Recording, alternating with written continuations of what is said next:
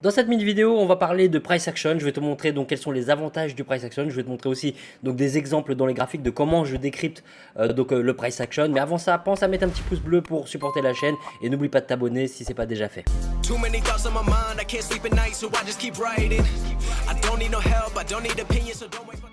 Alors le price action c'est quoi? C'est tout simplement, donc si on traduit littéralement, donc les actions du prix. Ça veut dire qu'on va aller analyser les mouvements sur les marchés dans nos graphiques et c'est pour ça qu'on se contente donc de regarder les mouvements du prix et on a besoin que de très peu d'indicateurs. Voire même pas du tout, hein, rien ne nous oblige à utiliser des indicateurs. Donc la première question qui revient le plus souvent c'est sur quel marché est-ce que c'est valable. Et donc là moi j'aime me référer à la phrase de la légende du trading Richard Denis qui dit: je pourrais trader sans connaître le nom du marché. Pourquoi est-ce qu'il dit ça? Il dit ça tout simplement parce que lui, il analyse les mouvements du prix. Et quand on comprend le price action, on comprend les mouvements du prix, on arrive à donc comprendre où sont les zones d'offres et de demande. Et donc bon, on va en parler un peu après, mais je vais aussi te montrer des exemples dans les graphiques. Mais voilà, donc la première chose, c'est que le price action, il s'applique sur n'importe quel marché, n'importe quel actif, n'importe quelle unité de temps. On peut comprendre à travers donc l'étude des chandeliers japonais, l'étude de la structure, etc. Donc là, on en vient aux ingrédients. Mais avec une fois que tu as les bons ingrédients, tu arrives à comprendre ce qui se passe sur le marché et du coup, tu comprends où sont les meilleures probabilités. Donc le plus gros avantage de trader le price action, c'est ta polyvalence. Parce que comme je viens de le dire, tu peux trader n'importe quel marché, n'importe quelle unité dedans. Donc tu peux être un scalper, tu peux être un trader intraday, tu peux être un trader swing, tu peux même être un investisseur à long terme. Que sur n'importe quel actif, que ce soit les indices, les cryptos, le forex, les matières premières ou autres. Donc tu vois, ça fait de toi un trader polyvalent parce qu'en lisant le price action sur n'importe quel graphique, tu peux ouvrir le graphique et donc quelle que soit l'unité de temps ou l'actif, tu vas comprendre ce qui se passe, tu vas comprendre où sont donc les différents tenants et aboutissants, les différentes forces en présence, où sont les grosses zones d'offres et de demande. Alors après, il y a aussi dans les ingrédients, les blocs de contrats, etc. Donc ça, c'est le sujet d'autres vidéos. On a déjà vu ça. Mais ça fait partie des ingrédients, ça fait partie du price action. D'accord, le price action, donc c'est pas uniquement de l'étude des chandeliers japonais. Les chandeliers japonais, donc ça fait partie des patterns. Mais parmi les patterns, on a aussi donc qu'est-ce que ça veut dire pattern? Pattern, ça veut dire schéma récurrent. Et dans les schémas récurrents, on a bien sûr donc des chandeliers japonais, mais on a aussi, je te donne un exemple, tout ce qui est cassure retest. On a donc les inversions de rôle des supports et résistances, des supports qui deviennent résistance, des résistances qui passent support, etc. Donc tu vois, tout ça c'est du price action. La structure du marché c'est du price action aussi. Quand tu regardes la théorie de dos, la tendance, etc. Même si tu regardes la tendance avec des moyennes mobiles, là c'est un indicateur, mais au final l'indicateur il va t'aider à chercher quoi? Il va t'aider à chercher la tendance. La tendance c'est quoi? C'est la structure du marché et ça reste du price action, c'est de l'analyse du graphique. La théorie de dos c'est du price action. On va regarder donc des hauts et des bas, de plus en plus haut, de plus en plus bas, etc. Donc ça reste du price action. Quand je parle des manipulations, donc tout ce qui est chasse au stop, recherche de liquidité, etc., on peut appeler ça comme on veut, ça reste du price action. Pourquoi? Parce qu'on en revient encore une fois à de l'offre et de la demande. On a des besoins de liquidité par rapport à des gros intervenants sur les marchés, par rapport à de l'offre, par rapport à de la demande. Et donc tu vois, on en revient encore une fois à de l'analyse du prix. Donc le gros avantage du price action, en plus de ce que je viens de te dire, donc ça se trade sur n'importe quel time frame, n'importe quel actif, c'est que là on va aller donc analyser en direct ce qui se passe sur les marchés.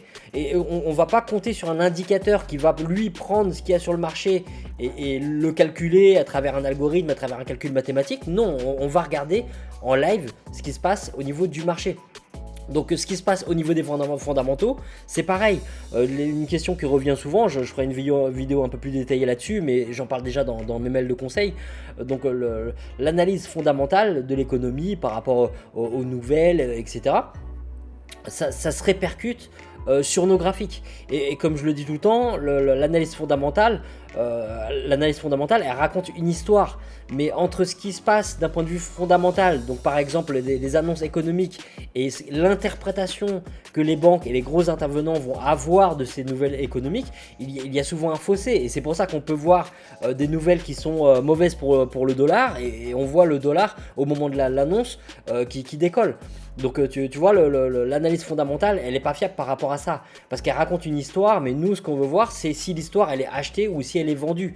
Et donc, si l'histoire, elle est achetée, on le voit dans nos graphiques à travers le price action. Si l'histoire, elle est vendue par les gros intervenants, on le voit dans le price action. Ça crée des blocs de contrats, ça crée des patterns, etc.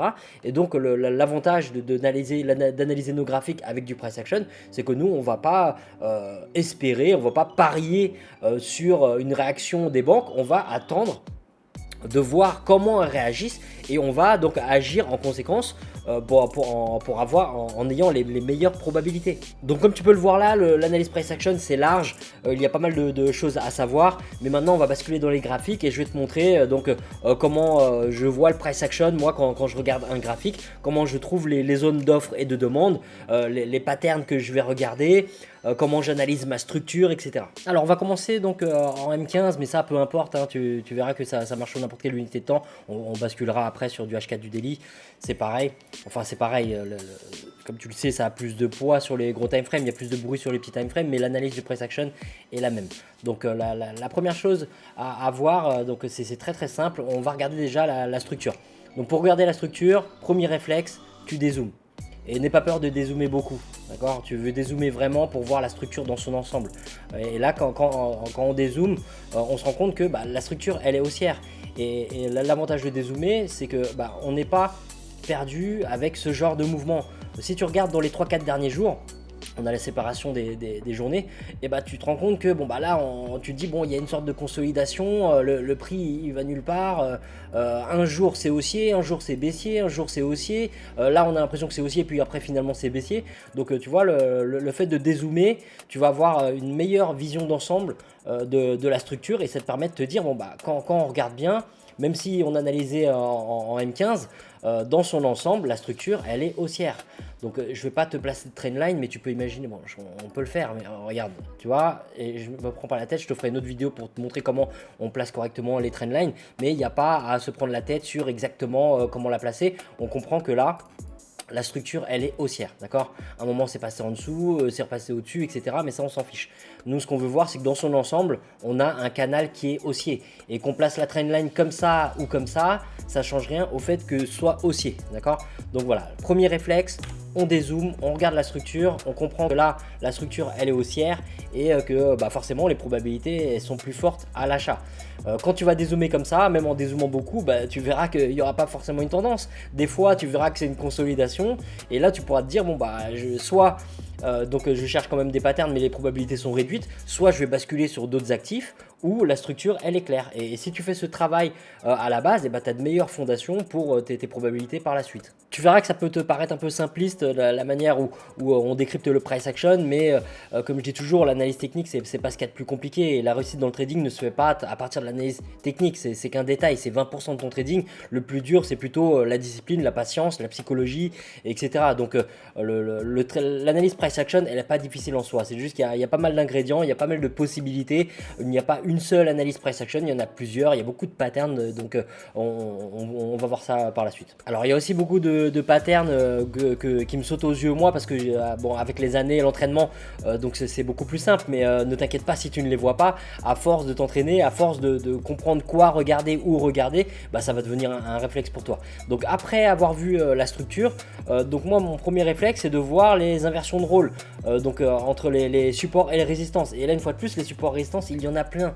Il n'y a pas de meilleur ou de moins bonne, il y a tout simplement les supports qui sont visibles, donc à partir du prix, et les supports résistances qui sont invisibles, dit invisibles parce qu'on va passer par des indicateurs comme les points pivots, les retracements du Fibo, etc.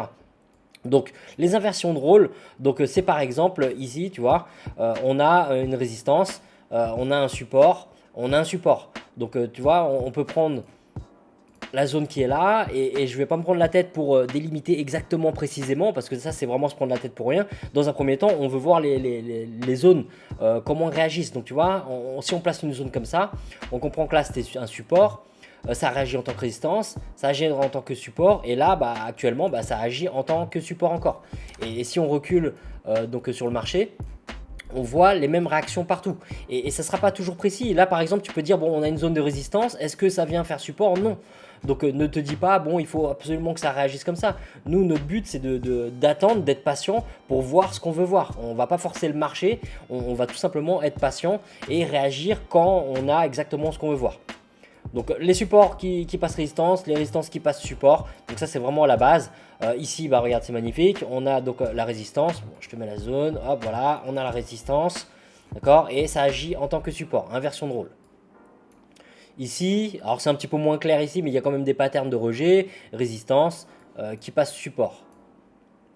Ici, support, d'accord, qui agit en tant que résistance. Et bien sûr, les supports résistance, bah, ça sera pas toujours comme ça parce que les supports résistance, bah, ils vont être cassés. Les résistances ne tiendront pas toujours, les supports ne tiendront pas toujours, sinon ça serait trop facile.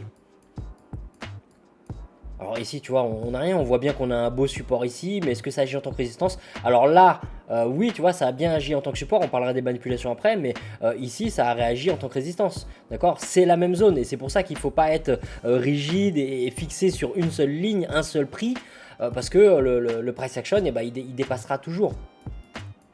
Parfois, ça se retournera pile poil dessus, mais parfois, enfin la plupart du temps, si tu veux, ça dépassera. Donc là, on a les zones de support. Ok, derrière, on n'a pas de résistance. Mais finalement, la zone dont je viens de parler ici, qui est passée résistance, quand c'est pas clair, il n'y a rien qui t'oblige de trader. Mais donc tu vois, le premier réflexe, c'est ça, c'est de voir d'un point de vue de l'offre et de la demande, ça c'est un mécanisme logique du marché. On a des intervenants qui achètent et qui vendent sans cesse, certains prennent le dessus, d'autres donc perdent la main, et puis après ils inversent leur position, etc. Donc là on n'est pas dans l'investissement, on est dans du trading, donc dis-toi que même les gros intervenants qui agissent sur les marchés, ils ont des positions à long terme, mais ils ont aussi une section qui va trader à plus court terme, et eux ils vont être beaucoup plus réactifs, et ils vont inverser leur position aussi. Donc là, tu vois, on a une zone de résistance, le prix il est venu ici, il a buté ici, puis finalement, ça réagit en support. Donc là, tu l'as compris, le premier réflexe, c'est de comprendre un peu ces offres, ces zones d'offres et de demande à travers l'inversion des rôles des supports et résistances. Ça marche aussi avec les blocs de contrat. Alors, bloc de contrat, on va chercher uniquement les blocs qui ont les plus gros mouvements. Là, on a un gros mouvement, le prix ne revient pas dessus. Bon, quand il revient dessus, est-ce que ça réagit? Bon, ça rebondit un peu, puis finalement, ça traverse le bloc. Donc, en tout cas, c'était une zone importante à surveiller. Il y a eu pas mal de réactions. Tu n'auras jamais de certitude par rapport au fait que le prix va rebondir ou pas. Alors ici, pareil, tu vois, on a un bloc, mais le prix ne revient pas dessus. Là, on a un bloc... il y a pas mal de bougies, mais on voit qu'il y a un mouvement important. Le prix, quand il revient dessus, il réagit. Donc voilà, première étape. Je t'ai montré la structure, on dézoome, on regarde un petit peu la tendance. Après ça, on va regarder les zones d'offre et de demande, comment réagit le price action par rapport à nos niveaux de support et résistance horizontaux. Parce que c'est important que ce soit des supports résistance horizontaux, parce que même si on a des cassures, retests, etc., des trendlines, nous on veut que ça corresponde à un prix, parce que les banques quand elles achètent pas par rapport à la trendline, elles achètent par rapport à un prix. Est-ce que le prix est intéressant ou pas pour eux? Là pareil, tu vois, on a une zone de résistance. Résistance, résistance, résistance, hop, support, support. Support, ah ça casse, résistance à nouveau. Donc voilà, ça c'est le premier réflexe. Donc surtout, le plus important, c'est de ne pas te dire, comme j'entends des fois, me dire oui, les blocs de contrat, la stratégie des blocs de contrat, la stratégie des inversions de rôle, c'est pas une stratégie, d'accord? C'est un ingrédient. Le fait de cumuler tous ces ingrédients dans la même stratégie, 100% price action, et ben c'est ça qui va t'apporter les probabilités. Donc là, tu as déjà deux ingrédients. Premier ingrédient, la structure globale, comme ça on comprend la tendance. Et la deuxième chose, c'est donc les niveaux d'offres et de demande. Donc comment réagit le prix par rapport à ces zones d'offres et de demande? Est-ce qu'on est sur un niveau de résistance? Est-ce qu'on est sur un niveau de support? En sachant qu'un support passe résistance et une résistance passe aussi support. Donc pour les niveaux de support et résistance, tu choisis soit tu mets des petites zones par rapport au plus haut, par rapport au plus bas, tu vois, tu as un bas ici, tu peux mettre une zone, tu as un haut qui est ici, tu peux mettre une zone, et tu peux regarder aussi dans le passé. C'est-à-dire que si on arrive par exemple sur cette journée-là, tu vas chercher à mettre une zone de résistance ici, et tu regardes en arrière, et là tu comprends que la zone que tu vas mettre, elle va englober par exemple ces 4 hauts qui sont là. Ou sinon tu peux utiliser, ça marche très bien aussi, les niveaux de support résistance institutionnel en intraday. Donc tu vas mettre, il y a une autre vidéo sur la chaîne par rapport à ça, mais tu peux mettre les 20, 50, 80, les chiffres ronds en général, et tu verras que ça réagit très bien. Là par exemple, on a une zone de support, regarde, on a un instit à 50. L'instit à 50, il tombe ici. Après, si on regarde l'instit à 80, l'instit à 80 qui est ici, tu vois, ça réagit bien dessus. On a les instits des 100 pips.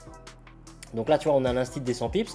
Là, tu vas me dire, ah bah oui, mais regarde, Feng, ça touche pas ici. Bah oui, mais c'est la zone, c'est une zone, d'accord? On n'est pas sur un prix fixe. Donc on est sur une zone, et donc sur les 41, bah ici, ça n'a pas touché, et le reste, ça a frôlé. Mais on comprend que c'est une zone qui agit en tant que support. Après, donc on va le voir avec les patterns de chandelier japonais, mais quand tu regardes le rejet à travers les chandeliers japonais, bah, tu comprends tout simplement que le prix par rapport à cette zone, il est plutôt en train d'agir en tant que support ou en tant que résistance. Donc tout ce qui est niveau de support résistance, inversion des rôles, on va donc se baser par rapport à la structure globale. Et je t'ai montré que par rapport à la structure, on était sur une structure haussière.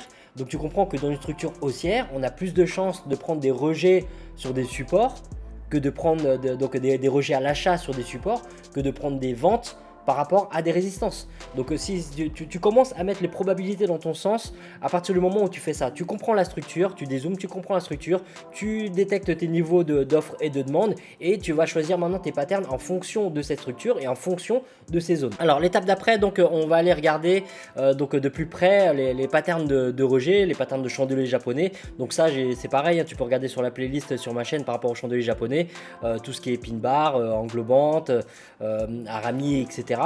Donc ça c'est l'étape d'après, d'accord? Après tout ce qu'on vient de voir.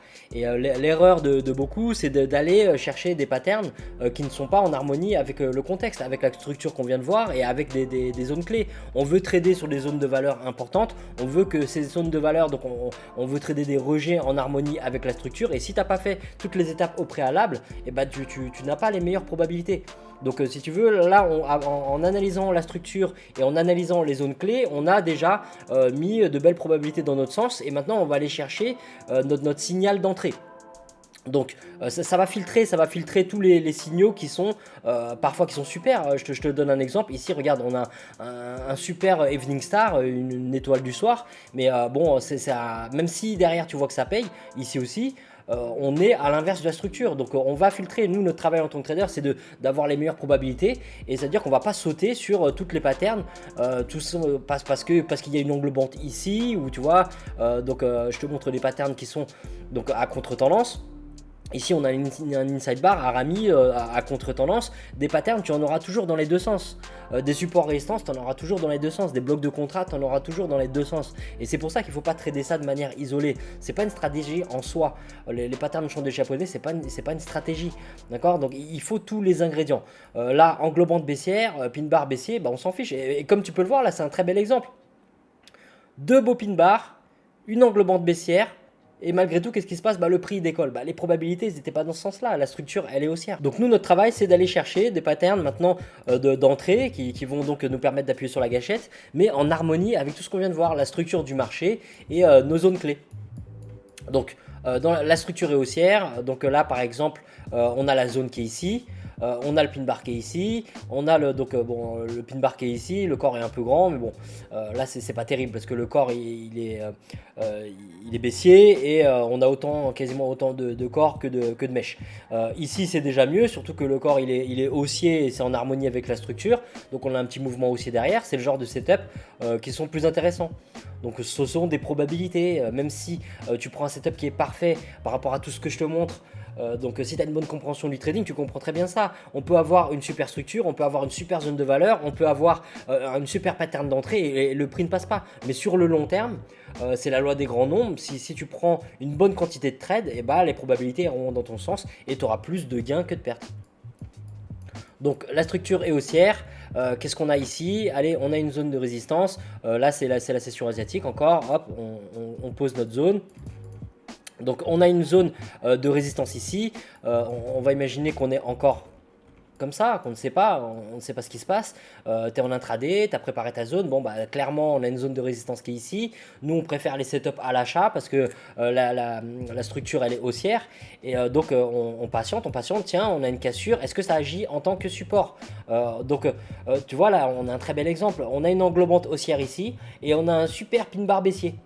Et donc, tu vois, l'erreur, ça serait de prendre ce pin bar en se disant, bon, ben voilà, je vais le pin bar, il est magnifique, je vais prendre ce pin bar. Mais si tu as analysé au préalable la structure, tu comprends que la structure, elle est haussière et que tu comprends qu'on a une résistance qui vient d'être cassée, alors oui, ça pourrait être une fausse cassure. Mais les probabilités sont plutôt que la résistance casse pour qu'elle devienne support, vu qu'on est dans une structure haussière. Et donc, c'est ce qui se passe par la suite. On a une englobante ici, et l'englobante, donc, elle finit par payer.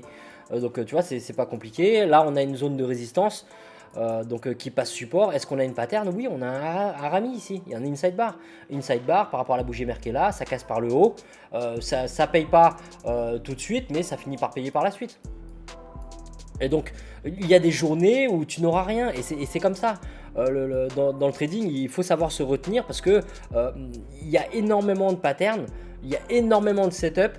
On peut voir 50 setups différents dans ce graphique, mais nous, ce qu'on veut, c'est un setup qui correspond à notre plan et qui nous offre les meilleures probabilités.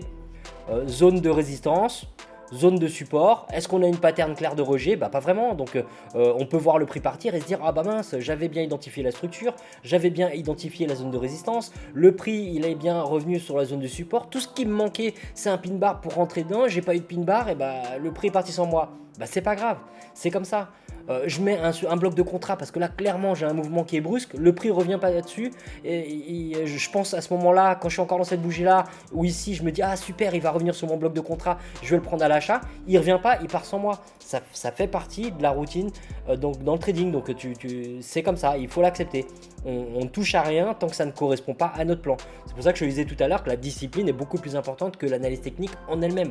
On arrive à identifier des supports résistance qui inversent de rôle, on arrive à identifier la structure, on arrive à identifier les patterns de change japonais, mais il ne se passera pas toujours ce qu'on veut, et même quand il se passe ce qu'on veut, et ben le résultat ne sera pas forcément positif, et ça ne veut pas dire qu'on a mal fait notre boulot.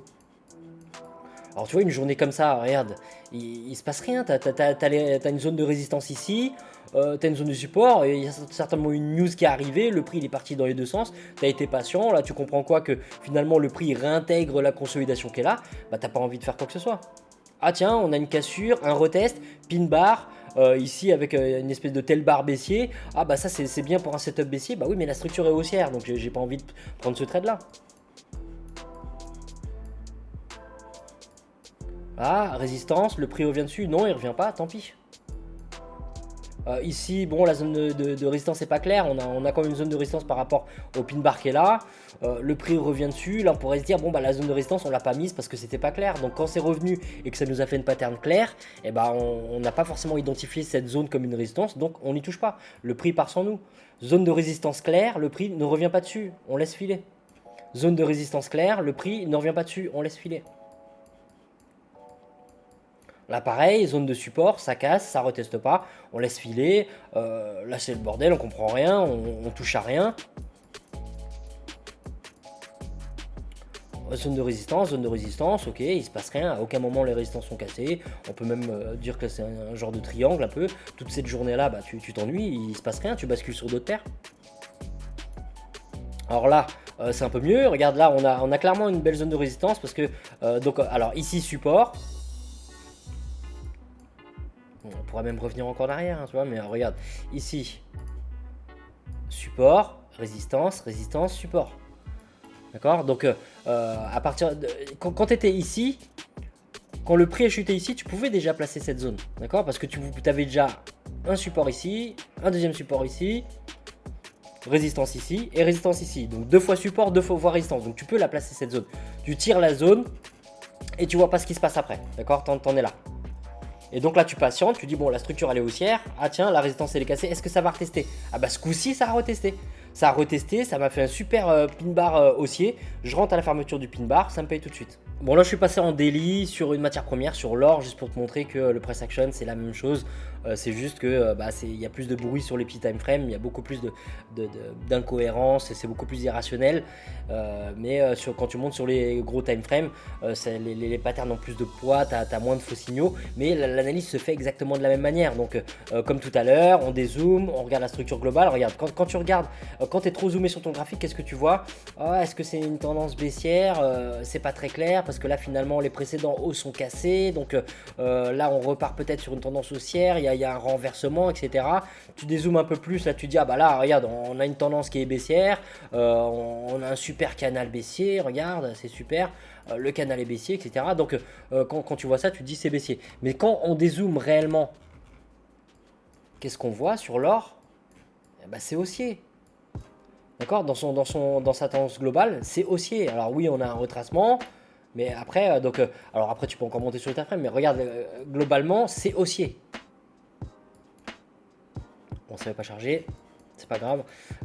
Voilà, une fois qu'on a identifié cette tendance qui est haussière, on comprend que les trades, les setups à la hausse offrent de meilleures probabilités. On peut trader aussi à contre-tendance dans certains cas. Si tu as lu mon ebook sur les moyennes mobiles, sur l'équilibrium, etc., tout ce qui est retour à l'équilibre, c'est faisable. Mais c'est pareil, il y a des actifs qui sont plus disposés à être tradés en retour à l'équilibre et d'autres qui sont plus disposés à être tradés en suivi de tendance. Donc voilà, on regarde les niveaux de support et résistance, maintenant les zones de valeur. Ici, tu vois, on a un beau niveau de support, beau niveau de support. Bon, il n'y a pas vraiment de résistance, le prix il casse. C'est comme ça. Support, support. Ah là, on a un petit rejet résistance. Finalement, ça bouge fort. Niveau de résistance, le prix revient jamais. On a un niveau, c'est le même niveau de support ici. Niveau de résistance ici. Est-ce que le prix reteste? Oui, on a un pin bar qui est ici. Bon, c'est léger. Là c'est beaucoup plus clair. Tu vois, regarde. Résistance. Voilà, je prends toute la zone. Résistance, résistance. Support, support, support. On est en harmonie avec la tendance. Là, on bascule sur les patterns. Pin bar. Englobante, inside bar qui casse la bougie mère par le haut. On a de multiples patterns qui sont en harmonie avec la structure. J'ai mis cette zone là, on aura pu mettre les zones institutionnelles, tous les 100 pips, tous les 250 pips, etc. Tu verras que ça réagit et on a toujours des instits dans le coin. Alors ici, niveau de résistance qui réagit en tant que support. Alors, ça paraît pas beaucoup, mais il y a de quoi faire. Donc là, par exemple, on a un niveau de résistance qui est ici. Voilà, niveau de résistance qui est ici. On arrive ici. On a un super pin bar baissier. Bah, on n'a pas forcément envie d'y toucher. Il est à contre-tendance. Et tu vois, ça, on pourrait dire que c'est un piège. Alors, piège, c'est un bien grand mot. Peut-être que tout simplement, des instituts qui ont acheté et qui sont grave en profit, bah, ont décidé de larguer un peu de position pour prendre du bénéfice. Et puis, ça a créé cette pattern. Donc, nous, par rapport à nos probabilités, on ne va pas y toucher. On va chercher plutôt des patterns en harmonie avec la structure. Donc, on va chercher tous les pin bars qui sont là, plutôt que de trader le pin bar qui est à contre-tendance. Niveau de résistance, est-ce que ça vient en tant que support? Ici, non. Donc là, on se dit, tu vois, il ne faut pas chasser le prix. Et finalement, le prix, il vient ici et il touche la zone. Donc, tu vois, on a la zone de résistance ici. J'ai pris le haut ici, tout simplement, jusque-là. On a la zone de résistance, on a la zone du support, ça réagit bien. Tu vois, résistance qui casse, ça frôle, on ne chasse pas le prix, ça vient toucher, ça correspond à notre plan, on a des patterns, on est en harmonie avec la structure. Tu peux aller chercher un canal aussi, hein. Tu peux très bien prendre ta trendline.